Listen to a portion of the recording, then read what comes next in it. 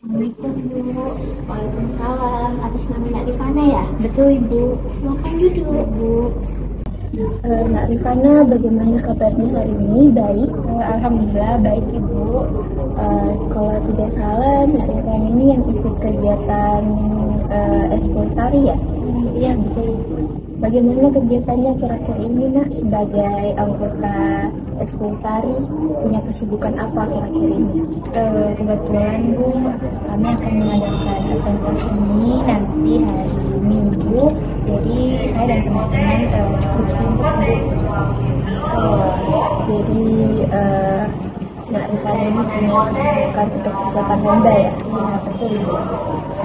Nah, tadi kan kita sudah membicarakan mengenai kegiatan Nak Rifana. Terkait dengan kedatangan Nak Rifana di sini, Ibu mendapatkan laporan ini bahwa Nak Rifana ini mengalami penurunan nilai. Benar begitu Nak Rifana? Betul Ibu. Oke. Sebelumnya Nak Rifana pernah mengikuti kegiatan konseling sebelumnya tidak? Belum pernah sih Bu. Jadi Nak Rifana ini belum tahu mengenai apa itu konseling ya? Betul. Oke, baik. Kalau begitu, Ibu akan menjelaskan apa itu konseling. Jadi, konseling itu merupakan proses pemberian bantuan profesional yang diberikan oleh Ibu sebagai konselor kepada Nak Rifana sebagai konselor untuk membantu Nak Rifana mencari solusi dalam menyelesaikan masalah yang dihadapi oleh Nak Rifana. Nah, konseling ini itu dilandasi oleh beberapa asas. Yang pertama itu ada asas kemanusiaan, yang dimana semua yang Nak Rifana berikan kepada Ibu, semua informasi itu tidak akan bocor dan hanya sampai kepada Ibu saja, tidak sampai keluar kepada orang lain.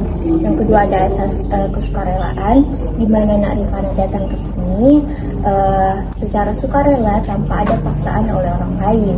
Dan yang terakhir itu ada asas keterbukaan, di mana Nak Rifana secara terbuka kepada Ibu.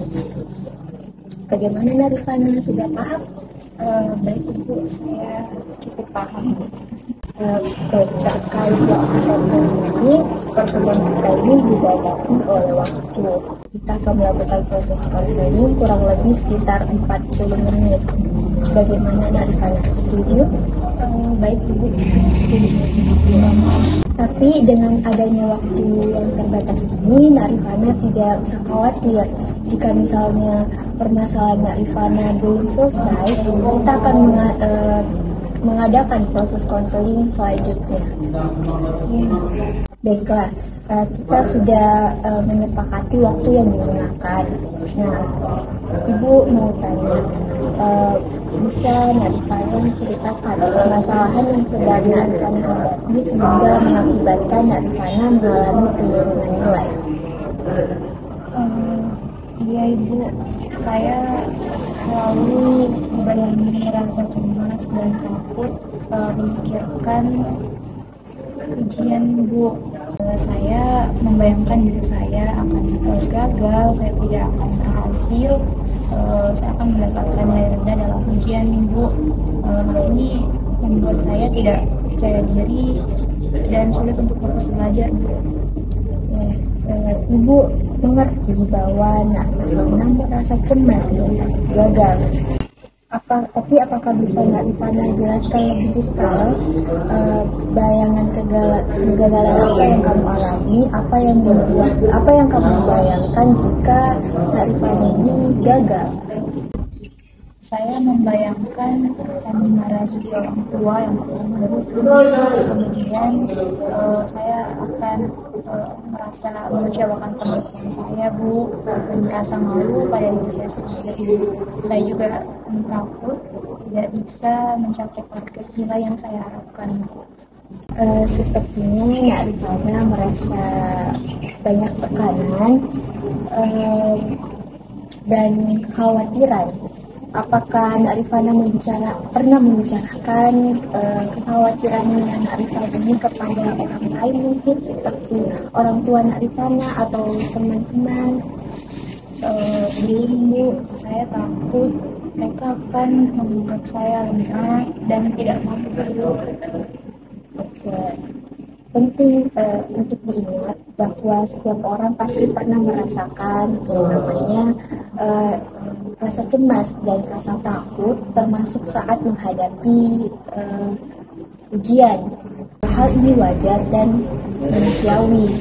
Namun jika kecemasan ini sudah mengganggu persiapan dan konsentrasi Narifana, maka kita perlu mencari solusinya. Menurut Narifana sendiri, apa yang membuat Narifana merasa takut gagal? Saya rasa karena saya pernah mendapatkan nilai rendah dalam ujian sebelumnya Bu. Hal ini membuat saya merasa tidak mampu dan takut mengulanginya lagi Bu. Oke, jadi sebelumnya Narifana ini pernah gagal sebelumnya ya? Ya betul. Dan akhirnya itu membuat Narifana merasa dibayang-bayangi. Iya. Nah, setelah mendengar permasalahan yang dihadapi oleh Narifana, Ibu ingin Narifana mencoba sebuah teknik yang disebut dengan reframing atau biasa dibilang dengan membingkai ulang.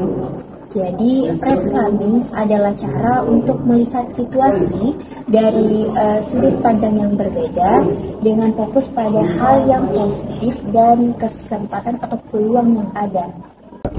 Bagaimana cara melakukannya Bu? Oke, ada beberapa langkah. Yang pertama itu kita identifikasi terlebih dahulu pikiran-pikiran negatif yang muncul saat Narifana memikirkan ujian. Apa yang biasanya Narifana bayangkan? Saya membayangkan diri saya tidak bisa menjawab soal-soal, membuat kesalahan dan mendapatkan nilai yang buruk. Saya juga takut dimarahi orang tua dan guru. Mari kita bahas satu persatu.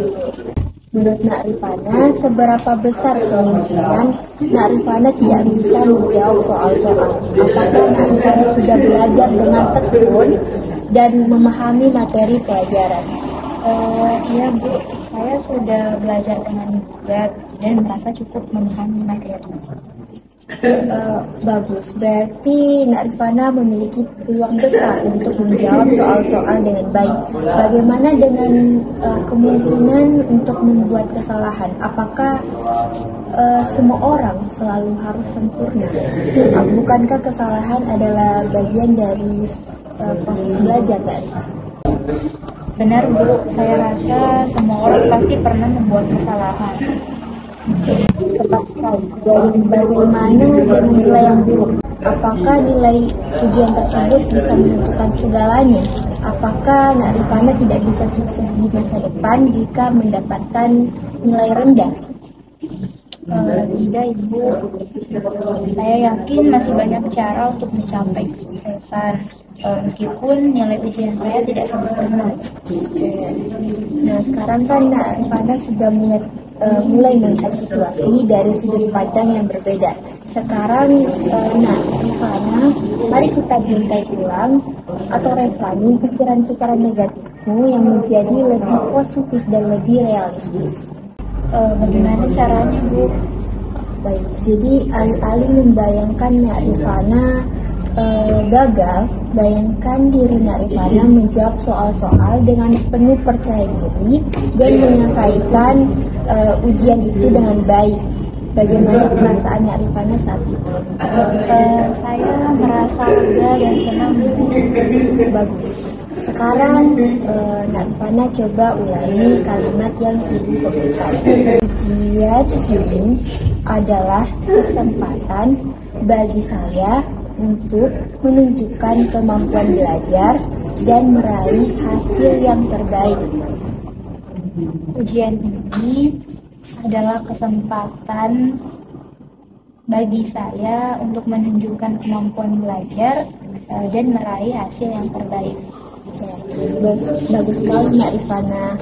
Narifana sudah berhasil membingkai ulang pikiran negatif Narifana menjadi lebih positif. Sekarang coba Nak Rifana terapkan perspektif baru ini di dalam situasi sehari-hari. Bagaimana Nak Rifana akan menghadapi rasa cemas saat belajar nanti? Saya akan mencoba untuk fokus pada materi pelajaran dan tidak memikirkan kegagalan. Saya juga akan mengingat diri sendiri bahwa saya sudah belajar dengan tekun dan memiliki peluang besar untuk sukses. Oke, tepat sekali Nak Rifana. Ingatlah bahwa kecemasan adalah hal yang normal. Tetapi Nak Rifana memiliki kendali atas pikiran dan perasaan Nak Rifana.